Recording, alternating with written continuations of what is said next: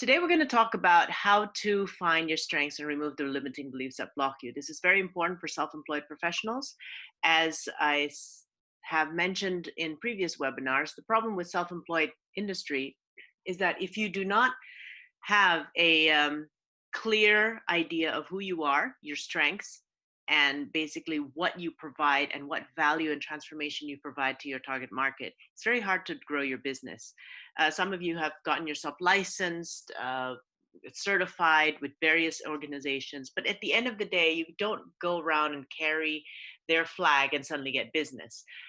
Your business is based on years and months and years of building reputation, but and at the foundation, you really need to understand who you are and what you deliver. A lot of self-employed professionals now these days go into digital marketing courses, social media things, and expecting that to amplify their business. And that's not wrong. I work with a digital marketing expert myself.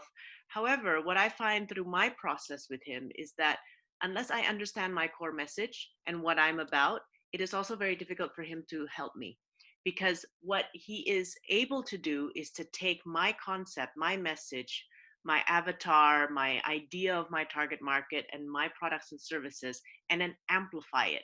He doesn't really work with me on understanding myself and my message deeply. He does in a way. They have all these templates and the frameworks and everything, but at the same, it's not as deep as if you were doing it with a different kind of sparring partner who understands psychology, who understands limiting beliefs, who understands how you get in your own way.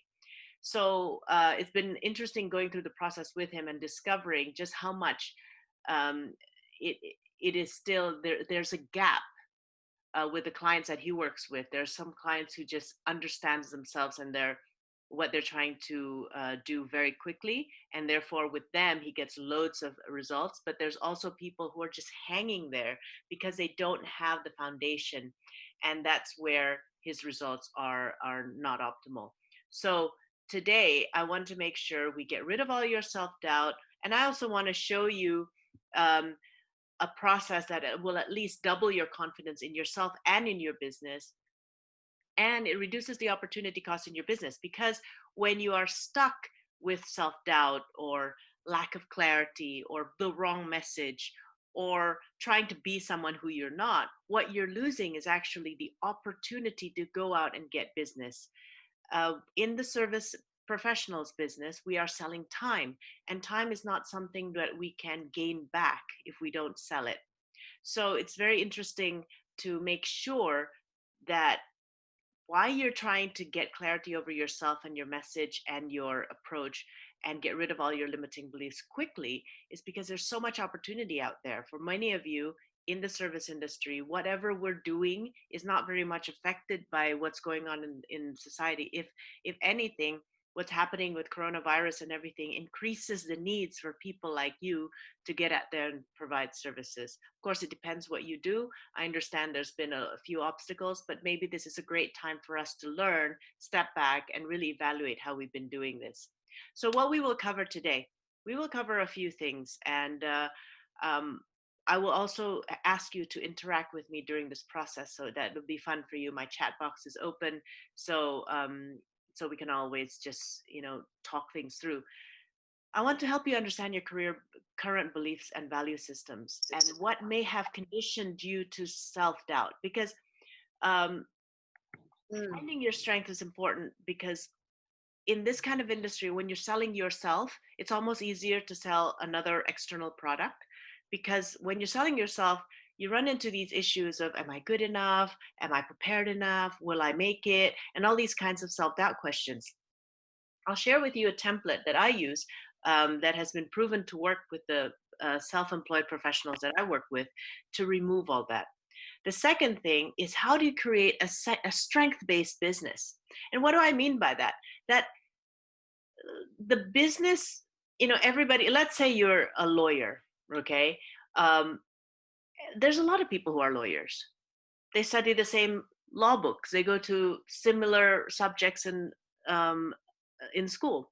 However, by becoming yourself, you have some strengths. You have a little nuance about yourself. You have a uniqueness and authenticity about yourself that you do law in a different way.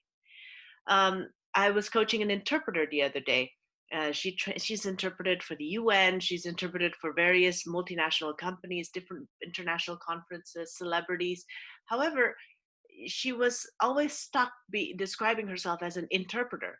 Whereas and that's a very generic way to describe yourself. But when you are building a strength based business, what we went through in 3 sessions, she has actually been able to understand how her personality and her care factor and her philosophy towards business and towards clients really help her to become all that much more different. So building a strength based business is really understanding you and how and what you bring to that business. When you talk about marketing strategies, a strength based business will focus on the marketing strategies that make you look good, not what make you look bad, not what all your role models and gurus that you learn from YouTube does. That's not a strength based business. Strength based business is understanding what media, what platform do you need to use. And this is where I'll share with you another template that I use to help people uncover the right marketing styles for them. Simply because there's been a lot, maybe you know from personal experience, trying out different things that's worked for other people, but it doesn't work for you. Why not? Well, let's discover that together.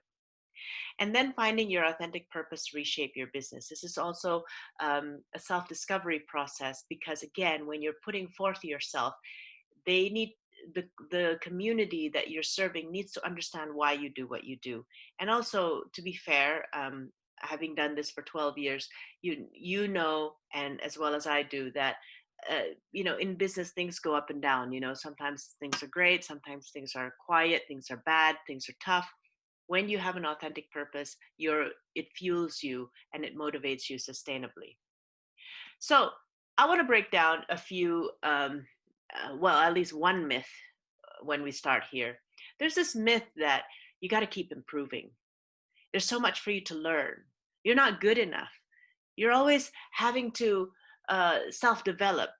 All good. I'm in the self development business. I've got nothing, against self development. However, sometimes too much of that, too much humility, too much I need to improve mindset makes you look like this. You are discounting your time and abilities. Oh, I can't be good enough. You don't have to pay me that much. You just have to pay me this much, that kind of mindset, or somehow keeping yourself back, whether it be not putting yourself forward as a speaker, not getting engaged with higher level people and network, always sinking your head into books and DVDs and podcasts, but not really going out there and doing things. And this is the problem with keep improving mindset. Again, you know there is a difference between somebody who is confident. Even with your confidence, you know that you always have to improve yourself, you're always growing. But this keep improving mindset is something that sometimes get people stuck. Then there's that mindset. I want to replace that with the mindset of you are good enough. You are enough. You are good enough. You do have strengths that other people will see in you. You will have your own style that makes you unique. And when you work and understand yourself in that way, what you create is flow. What you create is greater self confidence, which all leads to having more fun doing the things you have to do to grow your business, finding more fulfillment in it, and ultimately faster progress. Okay, so this is where we want to get you to, from someone who may be in some kind of self doubt and low self confidence, or maybe a low self confidence in your business. Some of you went from a corporate role where you were paid a lot of money, you were paid in high positions, and now you're kind of doing it on your own. You're doing it for yourself, and sometimes you're wondering, will this be as successful as my corporate role? And I'll tell you right now that going into self-employment for myself has given me a very fulfilling income, and has given me a passive income, actually, because what I've also built is something that can run without me. And it can be the same for you. Whereas in a corporate role, perhaps it's always the same rat race and everything. Now, some of you are just cut out for a corporate role, and there's absolutely nothing wrong with that. I don't see that as any less. But I just for those of you who are wondering, can I make more, or can I do more, or can I be more as a self-employed person than I was in a corporate role, perhaps because you came from a very high position? I'll tell you right now, yes, you can.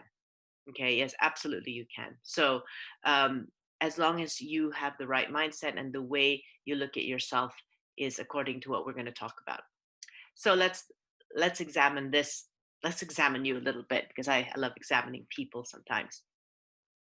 Does this sound familiar to you? Do you feel like you always have to improve yourself? Do you feel obliged to do things you don't really like? And again, this could be coming from past conditioning, and when we work together, it's always nice for me to understand your past conditioning and help you understand where that comes from. Do you find yourself comparing yourself to other people and feeling less valuable? If you have been in corporate for about a few years, you know that the way corporate motivates people is by comparing them to each other. It's by creating award system, recognition systems that make you feel like if you don't get it, you're less than somebody who got it. So it's by giving you targets and having like a lead table who got the best performance out of their targets.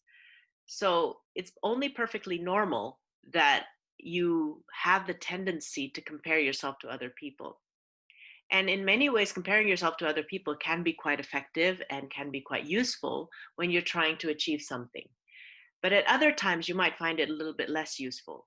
And this is where you need to have developed that sensitivity and mindfulness. When is it useful and when is it not? Because if this is what's keeping you back, scrolling through timelines and comparing your life versus other people, squaring your content to other people, if this is creating more growth and self-development for you, great. But if it's creating more um, self-doubt and lack of confidence, you got to rethink whether or not that's a good strategy. Charging less than what you deserve. Do you find that coming out there you feel like, okay, I don't deserve this much, I don't deserve that much, and then you're willing to take less? What you find yourself, if you do have the above symptoms, you will start hanging out with people that have the same self-doubt, because those are the people who understand you, those are the people you resonate with. But my question is that the right group of people who you want to hang out with? Ultimately, you start struggling to appreciate your own strengths and value. And out of your quote unquote humility, right, you start appreciating other people more than you. So I want to draw a line between what's humble and what's self doubt. Okay, so this is something that if this sounds familiar to you, you might have these kinds of questions. Well, how do you determine this source of your self doubt? How do you build that strength based business and marketing plan? How do you put a purpose in place? Okay. And this is what we're going to talk about today. Just a little bit about my story, because I want to help you understand that how I resonate with you and how I've discovered over the years that I had certain strengths. In 2009, when I started developing my sense of purpose, I got out of corporate in 2007, went into coaching for a year or two, and then discovered that I wanted something more. And before I started building my firm, I went into this a bit of self-discovery, and I drew out a vision statement for myself. This was 2009. My vision statement was that somewhere along the lines, my I am statement says, I am a multi-talented, strong woman designed to do great things, to serve the community, to perform at my very best. So ultimately, there was this, what stuck to me with that vision statement was this thing called multi-talented. I claim to be a multi-talented woman, meaning that I can do everything. And in the past, over the last 20 years of developing business achievements and owning companies, I did kind of prove that I could do everything, right? And it was either because I had to, because even though I was in a Fortune 500 company, the division I ran in Singapore and Indonesia was quite small, and we didn't have enough money and resources to hire proper people. So I had to do a lot of things. So whether it was because I was multi-talented or because I was forced to be multi-talented, um, yes, it ended up pretty good. The performance was really good. It was recognized, and that gave me a sense that I was multi-talented, that I could do everything. right? And living and working in multiple countries, I also had to adjust myself to various cultures. And so, yes, I am a very adaptable person. But whether or not that's I was using my strength or I was just forcing it was another question. So, in short, I'm the type of person that had conditioned myself to be able to do everything I like and everything I didn't like all at the same time. And over time, who I was became really blurry. There was a, and for 12 years, and I still have this company, um, I built a company where my role was to manage people, to make sure the team was performing well, to market other people, to tell other people that, to tell my public that, you know, these coaches were the best coaches that you can work with. I have a business coaching company in Indonesia, and to back off and stop marketing myself as a coach. Not because I didn't want to, not because I couldn't, but because I had so many other things to do when you're running a firm. And eventually the firm got to be, running on its own. So it's my passive income um, vehicle right now, which I'm grateful for. However, that those 12 years was very tiring for me. And when I left last year to move to the UK, I realized how burnt out I was because I was working so much on my weaknesses. Being me and having the track record that I have, even though when I was working on my weaknesses, I was very successful. I could make it work. But there was a point where I burned. I started really hating life. I started hating myself. I started hating people. And it was not a pretty sight. But I think what I've learned from it were a few things. What I discovered about my own self experience was that I am not and I do not want to be multi talented. That has been um, a phrase or a word that I have scratched out of my I am statement. It is not something that I'm proud to be. I am focused. I know my strength. That's what I want to be, and that's who I am now. I also, in terms of leadership, well, the thing is, because I was working on my weakness, which is I didn't really like managing people. I don't really like having a big team. I like working by myself. I'm more of a self performer. What I actually do when people did say I was a leader, what they meant was actually I lead from the front. I show and inspire them how it's done. I don't lead and manage you and monitor you from behind like a typical manager. And I needed someone who can do that for my team, but it wasn't me. So I am a leader. Maybe I'm not a good manager, but I am a great leader because that's how I lead. I've discovered my style. I've also discovered that when I am doing things that bring me joy, that goes in line with my flow, it is easier to be consistent and disciplined. I don't need a tracking system. I don't need scorecards as much. I just get it done because I'm loving it. It's when you're doing something that you don't like and that probably you're not good at that you need all of this discipline tools. The other thing I did appreciate was that other people's way is just as good as mine. It's probably even better. And there was a point where my partner said, yeah, you're the type of person that likes it to be done your way and only your way. And that was probably because I was operating out of the fear zone, afraid that if I handed it over to someone else, it wouldn't be ready. And to be honest, I was on this multi-talented route that I probably didn't realize that I wasn't multi-talented and other people had a better way, even if it took longer time. What I also found out was that, I was very worried about results and, oh, will I be successful? And I had my little self-doubt. However, when I was focusing on my strengths, because I knew they were my strengths, I had more faith in the results. I was focusing on the results, but I wasn't worried about them because I knew that I would get it done. I would just do it. And it lightened the burden on my head, on my shoulders, It lightened my steps as I started doing things that were according to my strengths. And ultimately, I enjoy being me. It was a much more joyful experience, much more fulfilling experience when I can focus on the things that I am good at. So, as I said, I want this to be interactive. Put it in your chat box. What is your biggest frustration in growing your business right now? All of you are self-employed professionals, want to be self-employed professionals. Perhaps you're leaders in your own organizations. Maybe you have a business that has multiple employees. Please put in your chat box, what is your biggest frustration? I've told you a little bit about me. Now, please tell me something about you. Because the key to this webinar is it's not about just me chatting, but it's also about me understanding where you're coming from. And if need be, twist a few of the content to fit you. So please put in your chat box right now. And, soon we're going to get into the content of the meat of things.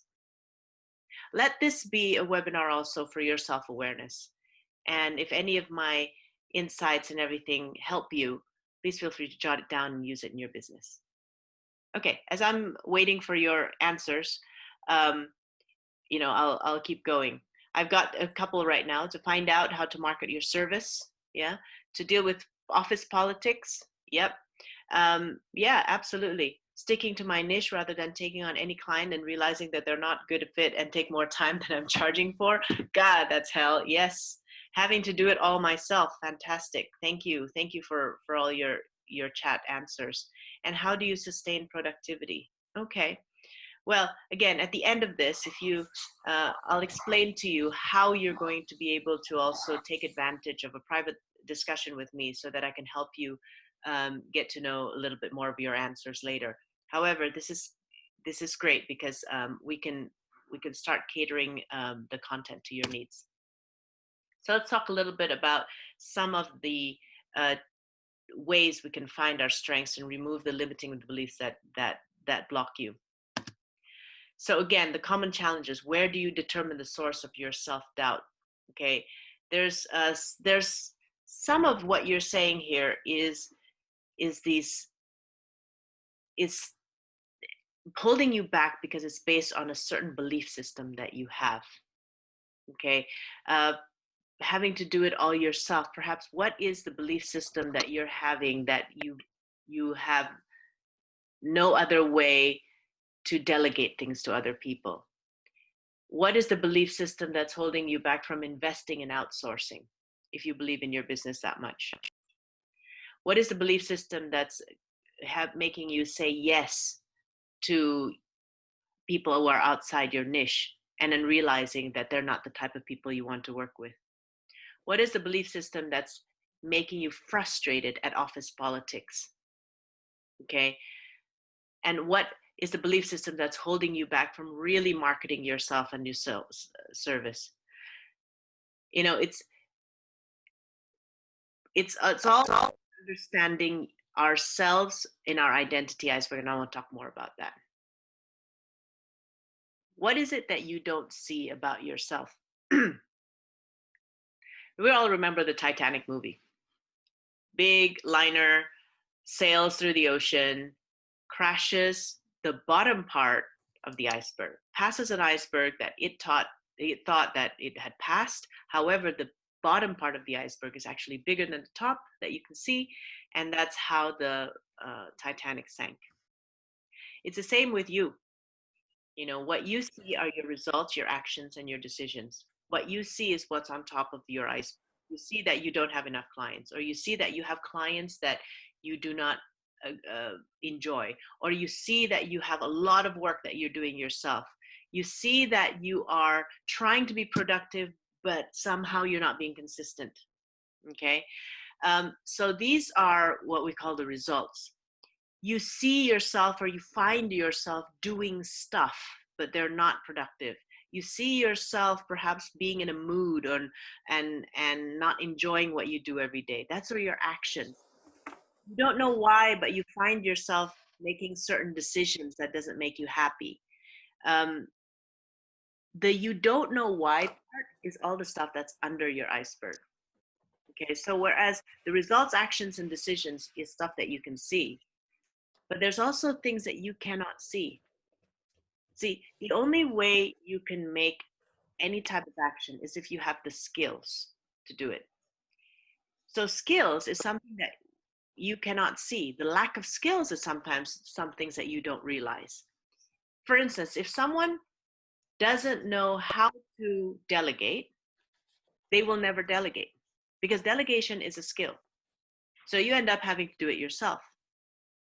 If someone doesn't know how to evaluate the return on investment of outsourcing, you'll end up doing it yourself because you're too scared to outsource, because you don't have the skills to evaluate that.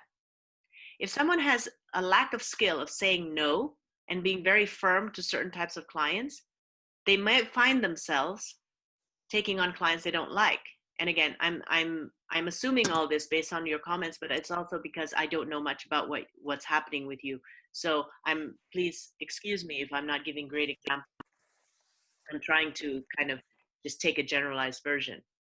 If someone doesn't have the skill to go through office politics, or even to leave it, stay out of it, you will endure office politics more than you need to.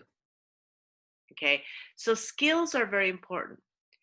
When I look at you, let's say we meet in a supermarket or something, social distancing and all, I can't tell what kind of skill you have. I don't even know if you can play the piano. I can't tell a skill by looking at you. That skill is not what's on top of the iceberg. And sometimes it's only by understanding yourself and digging through yourself that you realize you need to develop certain skills. So, one very clear thing that we need to work on sometimes is the skills of the people. The second is the beliefs, the belief systems. There are certain beliefs that you have that is useful, that is empowering, and there's also certain beliefs that you have that are not useful, that is limiting.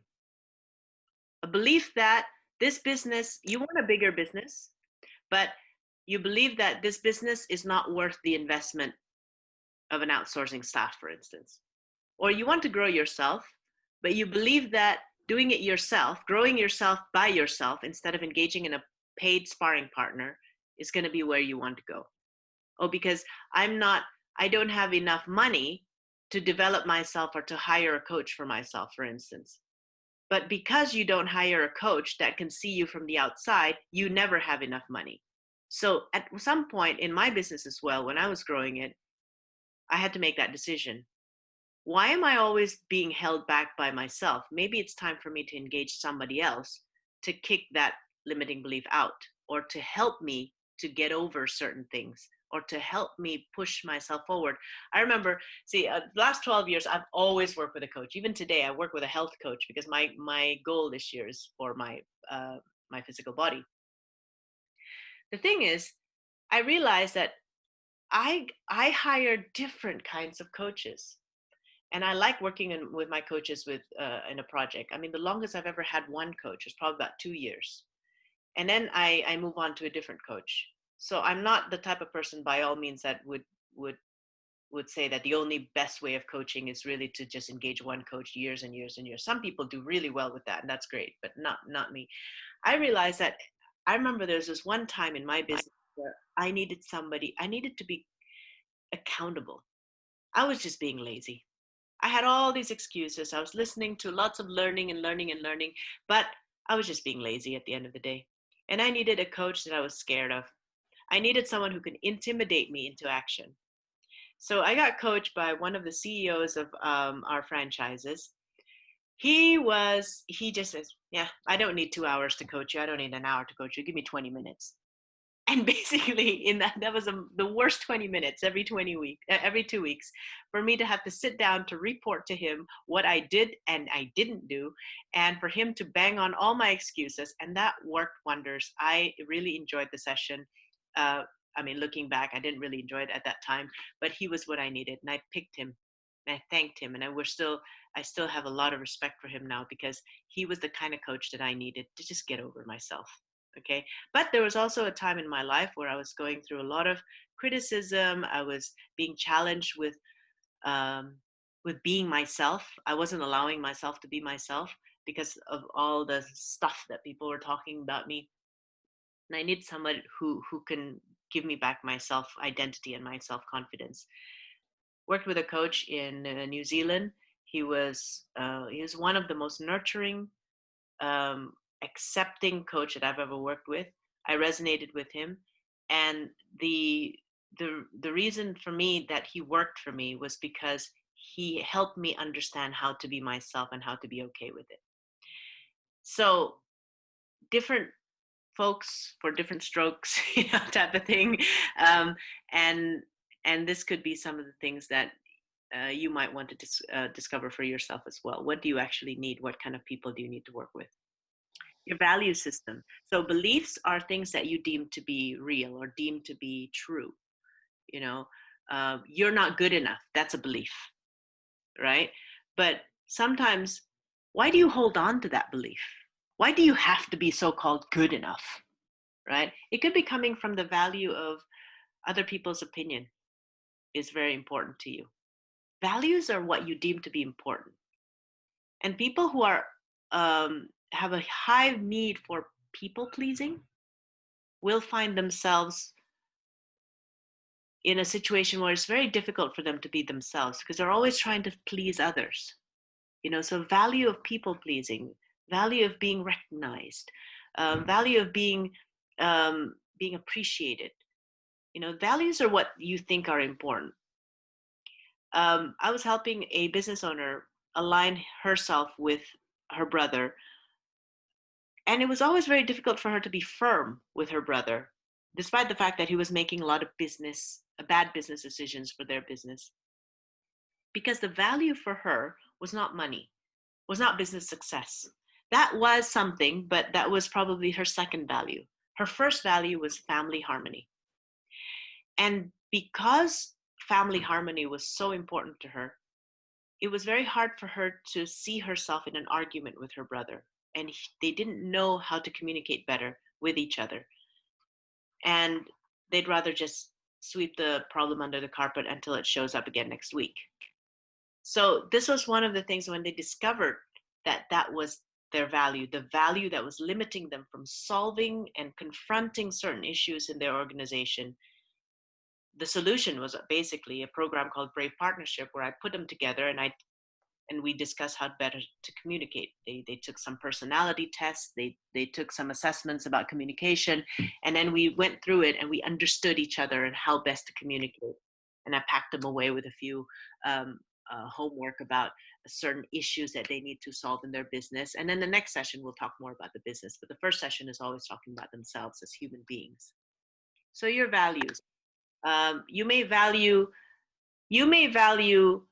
short-term financial stability compared to long-term financial gain. That's why you think that it's not worthy for you to invest in any resources in your business right now, because you want to save money compared to getting more money, right?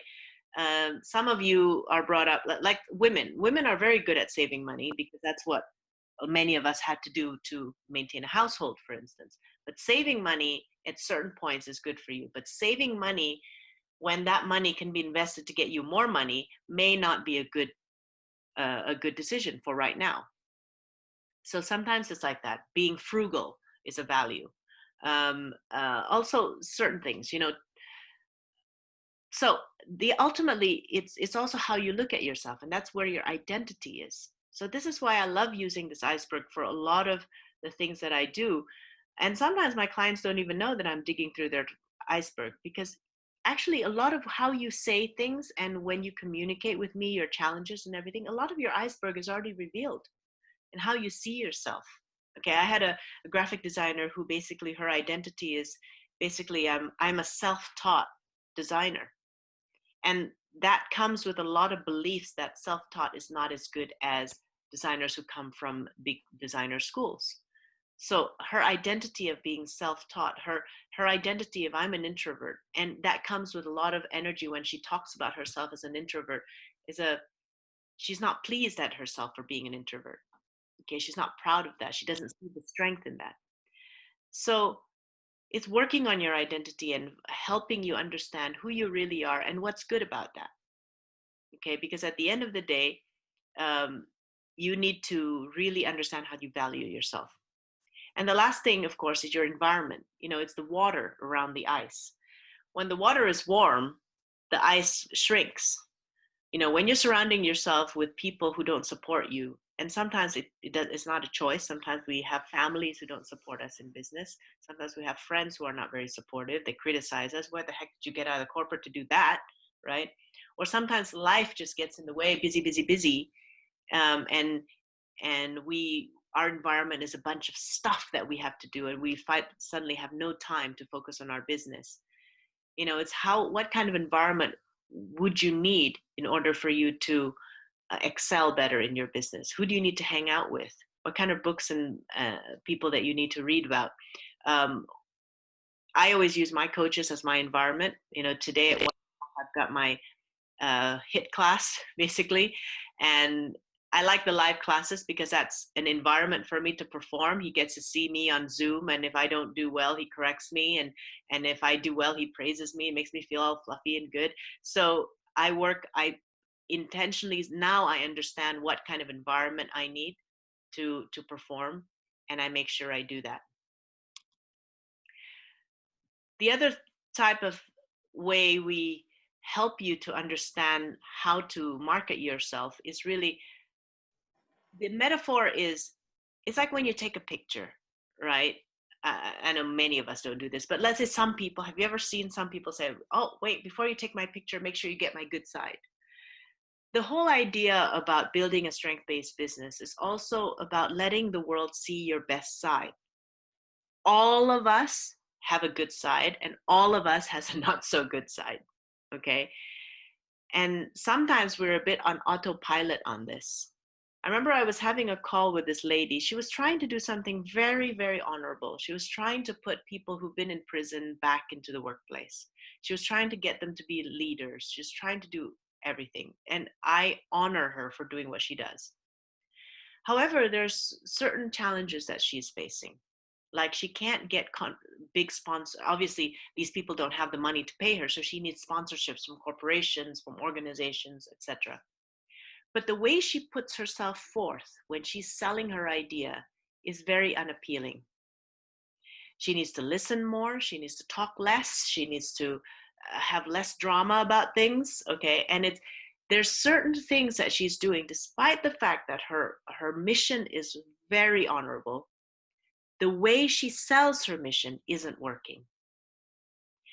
But unfortunately, she's not ready to be helped. She loves doing it her way, and she loves to be, seen as someone who knows everything. But if, let's say, she is able to humble herself and look at herself from the outside, I think she'd be much more successful. And sometimes that's the case. It's not about your product. Your product is good. It's not about, the coronavirus, and maybe some of you are being affected by it, but there's usually some kind of solution. I mean, you see people being super creative out there. We've got one restaurant who has done 3 truckloads, very busy, and they're probably never going to be a restaurant again. I think they've decided to be a food delivery center because they're doing so well in food delivery. I mean, they could have turned around and says, oh, my industry doesn't work anymore. But now they've turned their business model around. They've invested in new resources they never invested before, and now they're rolling with it. So there's always a way for you to turn things around, but maybe you're not using your best side. That's all. And maybe what we're letting ourselves use is our worst side. We're taking a picture using our worst angle. Okay. And maybe that's the reason we're not getting results. So how do you get to know your best side? Again, I won't repeat it again, but number one is, we've mentioned your identity iceberg. See, one thing I want to note about this is that, imagine this iceberg has a left and the right side. Okay. You've got result A, which is the current results that you're getting, has come with certain actions, behaviors, decisions, skills, beliefs, values, and identity and environment.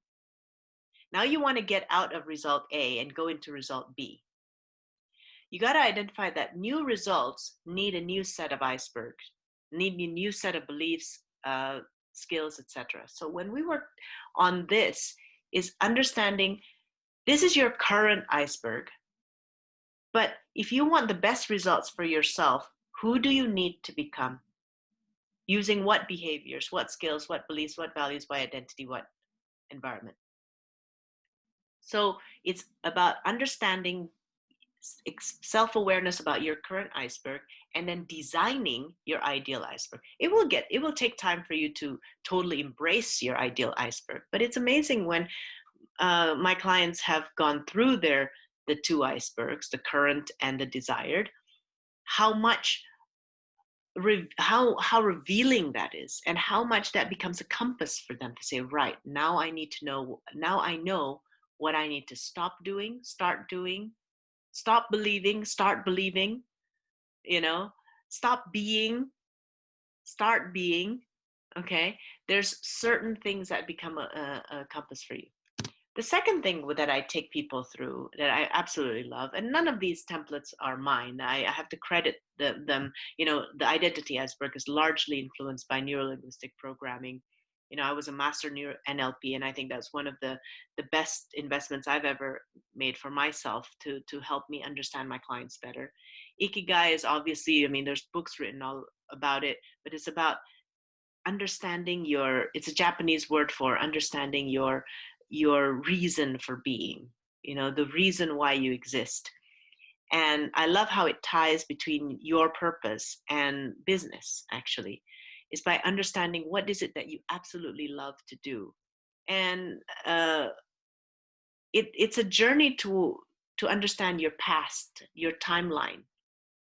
You know, you understand what have you been really good at as well, you know, what you love, what you're good at, and ultimately then you understand what kind of people you like to deal with, what market you like to serve, what clients do you want to impact. You know, you can say, I want to help more people. Yeah, okay, but which kinds of people?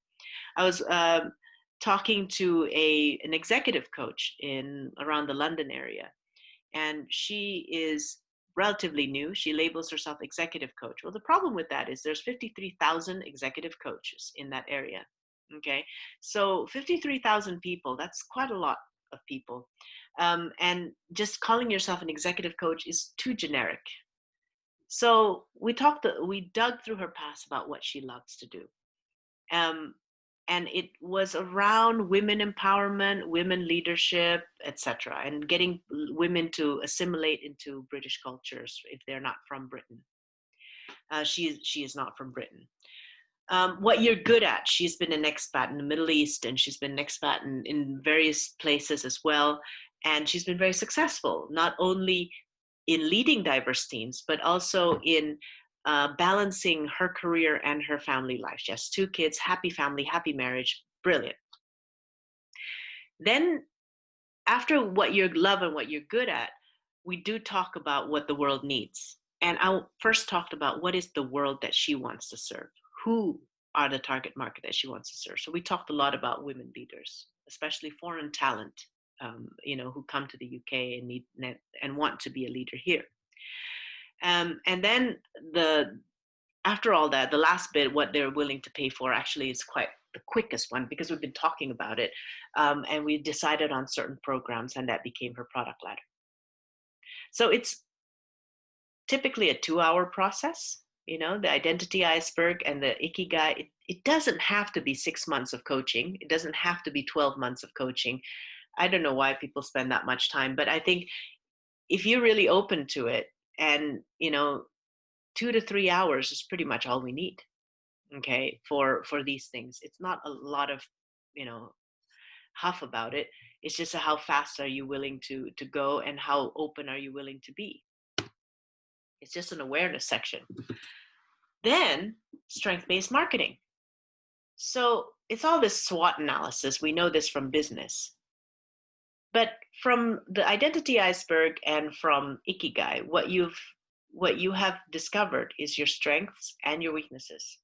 Then the question is, when I do a SWOT analysis, this is how I do it. After we talk about your strengths, well, because of these strengths, what opportunities are open to me? So I go into opportunities. And through our conversation, when we talk about what you're good at, we're also going to talk about what you're not good at. But because of these weaknesses, what are the threats that could be open to me? So we need to understand that as well. So let's say your strengths is marketing. Your strengths is being out there and doing content and marketing yourself, and being well versed in how you communicate your message. However, your weakness is IT. Okay, because unfortunately now, especially with coronavirus and everything, we don't meet face to face anymore. Live events are canceled. So if you don't know digital marketing, you're basically screwed. Okay. Um, so your weakness is digital marketing, IT, and all that kind of stuff. But your strength is really understanding how you market yourself, putting yourself forth well. So the opportunities is if you have those strengths, you can you can be a great communicator of your message. You should be doing more content. You should be networking more. Okay. But your weakness of digital marketing might be holding back your progress.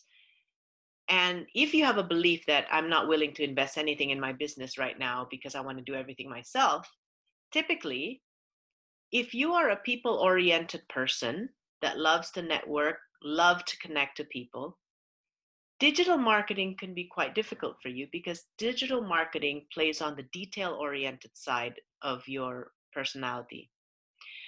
And typically people who are very high on, you know, love being out there, love talking big picture, love relating to people, are also quite low in analytical. So, and but also there are some exceptions. Some people are high in both, which is amazing. So, and because digital marketing takes a lot of time to do well, the time that and effort and energy you're putting into putting in together a good digital marketing funnel is time that you're not no longer spending with your target market. So instead of joining networking sessions, doing this, doing that, marketing yourself, speaking and creating content, now you're doing funnels. And they are both full-time jobs. But one is leveraging your strengths and one is leveraging your weakness. One is giving you fun and fulfillment and joy, one is torture. So guess which one you're not going to do very well? Typically it's your weakness.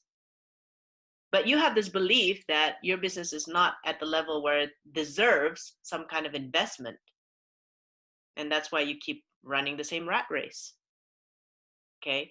So this typically opens up some possibilities when we do this. These are the threats that could be open to you. So how are you going to solve those threats?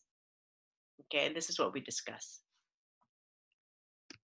It's very important for you to understand your strengths and style and how to position yourself with confidence, because when you are in a self-employed industry, it is important for you to have your essence into your business. You know, finding your why is also very important because it is your business. People deal with you. You are the founder. You are the product deliverer, the service delivery person, right? And again, it doesn't have to take a long time. It's typically 2 to 3 sessions with me. Conveying your message. You could be very good at what you do, but because you have lived in your own bubble for so many years, you don't know just how good you are. And if you can convey your message to a target audience in a unique way, your brand strategy, your ikigai, your one-liner, you'll be surprised just how much more fun this business becomes for you and how much you feel like this business resonate with you. So what do you want?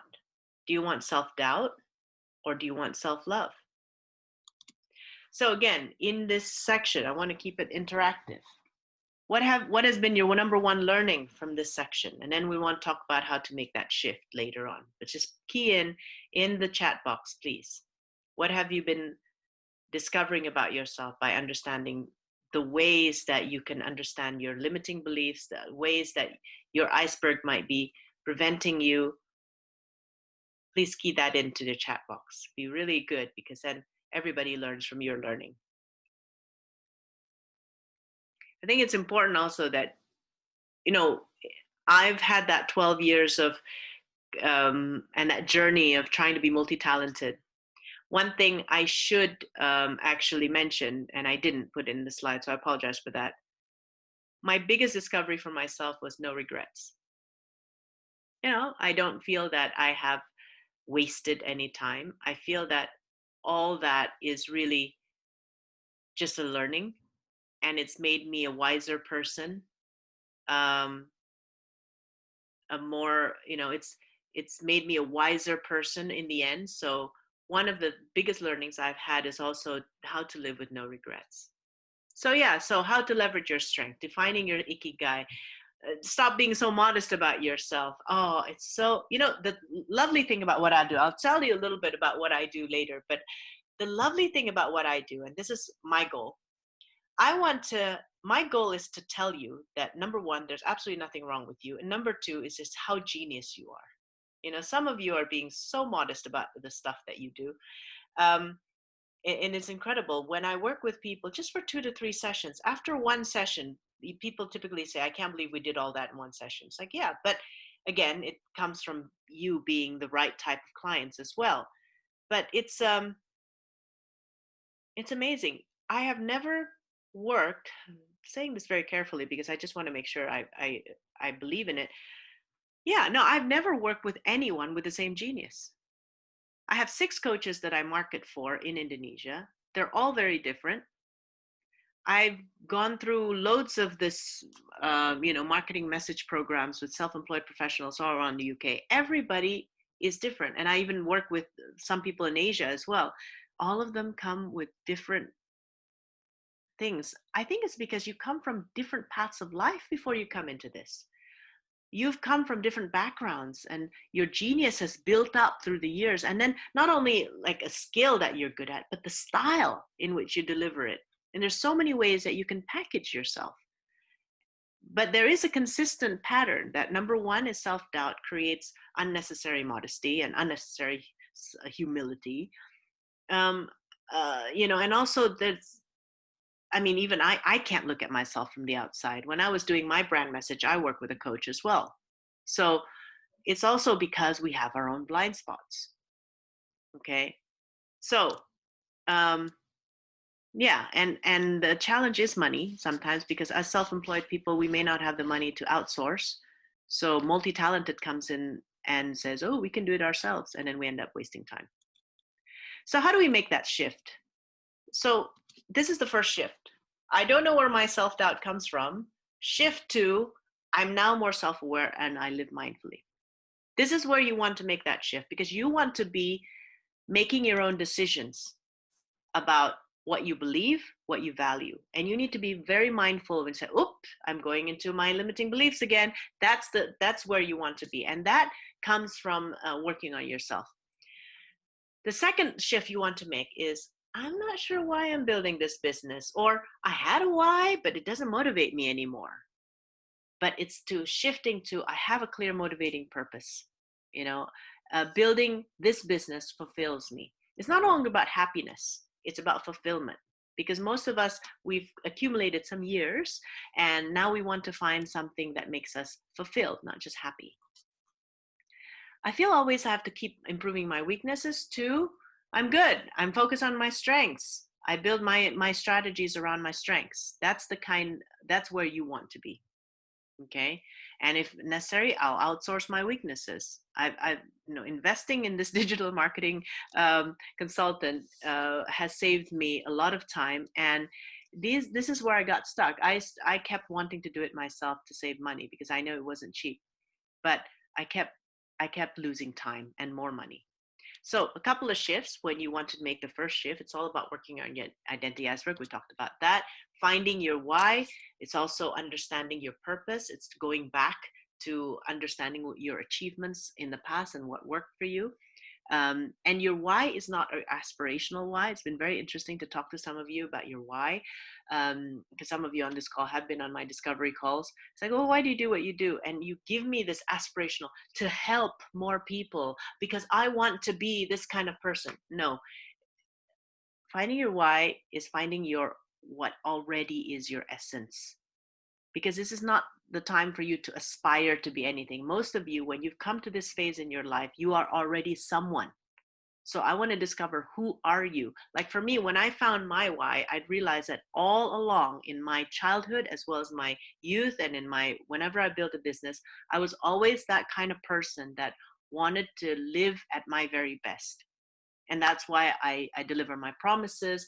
That's why I excel on things. It's not because I was smart. It was because I always wanted to see, how far can I go? And this is my why. And that's why when I created the Brave Zone, and what I do now is to harness and ignite people's strengths and remove any limiting beliefs, it's also to express my why to them and say, if you want to be that person that is always delivering your best and is always very fulfilled in your life, and that's who I want to work with, and it's not just about making money, but sometimes it's about linking yourself with your partner. It's sometimes finding more fulfillment in your life, etc. So, you know, working your ikigai and your SWOT the way I do it is basically also making that shift to help you focus on your strengths. So the question is, how fast do you want to shift? So shifts, as I've noted from my personal experience as well, you can go into the slow lane or the fast lane. So here's a couple of things that I've experienced with my clients and have told me, as well as for myself, as we're all in the same journey. This is a slow lane. Learn to do it yourself. Watch a lot of YouTube videos, watch a lot of books, attend lots of free stuff, but then do it yourself. Or ask your friends and family for their free opinion, which I've done a lot. Because, of course, they know you, right? Sometimes they just know you too much, okay? Or, I hate to say this because I sell this stuff in Indonesia, but sometimes that 6 to 1 month to 1 year coaching program, engage in that, that's better than the rest, but I have to say that I don't think it needs that long. Okay, this is just because I've done it in so much shorter time. Why is it slow? Because learning to do it yourself, you have your blind spots. Talking to people who know you too well, they have their blind spots and assumptions. And engaging in long-term coaching program can be very difficult because, number one, if you want to engage in that right now, you got to think about, maybe you have to think about funds. Can I commit to that long?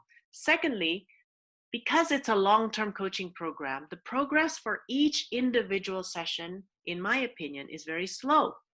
Because maybe the coach also thinks like, well, I've got 6 months to 1 year to work on this. Whereas if the way I like to do it, because I'm a sprinter, I'm not a, I like sprinting, I like high intensity stuff. It's just that 2-hour coaching programs, if you focus that on the right way, you can be transformed in 2 hours. And then the next session, you're working on something different. You can get so much progress. And the amount of comments that I've gotten from saying, I can't believe we've done that much in this short amount of time is incredible. And that's convinced me, to say that 6 months to 1 year coaching program for this kind of stuff is too long because I've done it in short time. Having said that, I do appreciate why other coaches doing it. I used to do the same thing as well, but to me right now, it's just so much fulfilling for me to do it faster because I know people like you need it fast. You can't wait 6 months to 1 year. So what's the fast track? Yes, I do think whatever you're dealing with, you need to invest in a professional partner. Just be smart about it. If you really believe in your business, if you don't believe in your business, I understand why you're not investing. If you do believe in your business, you will have an objective sparring partner that can help you.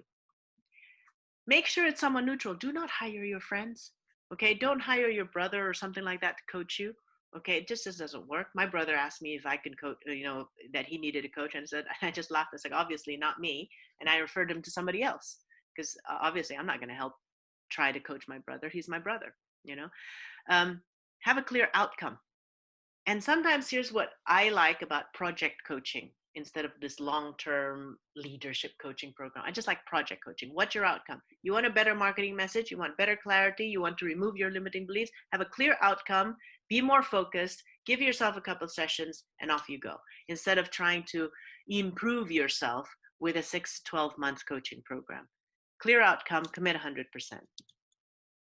So here's my Brave Marketing roadmap. A lot of people come to me because they say, I want to have a clear marketing message. I want to know how to market myself, and this is how I do it. First of all, let's talk about the symptoms. Here's the kind of people that I meet out there in the market, and maybe some of you are on this call.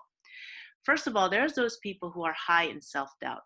You don't have a clear motivation why you do what you do, and some of you just enjoy the drama of pain.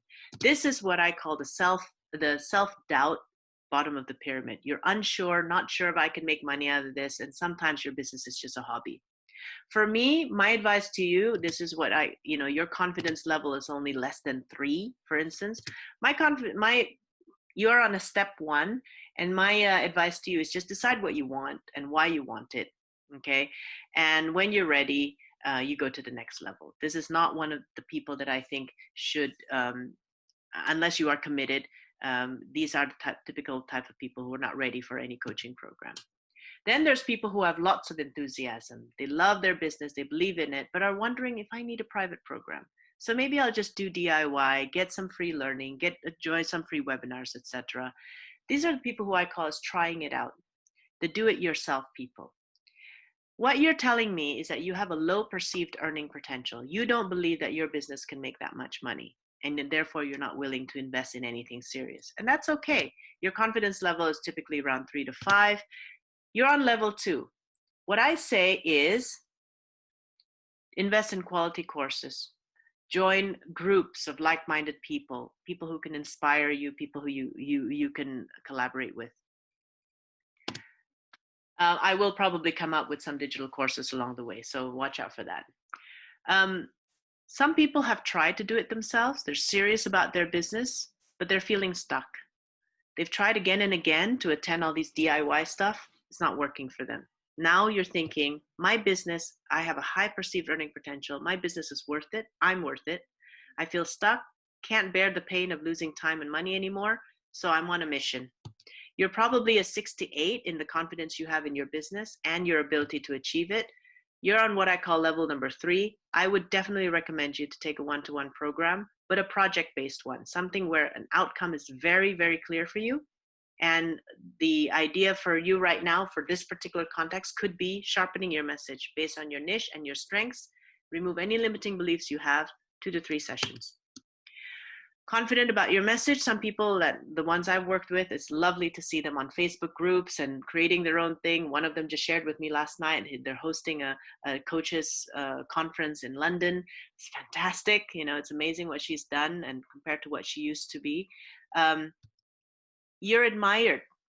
Perhaps you've got followers and they ask you, well, how do you do it? But maybe because you don't do what I do, you can't help them.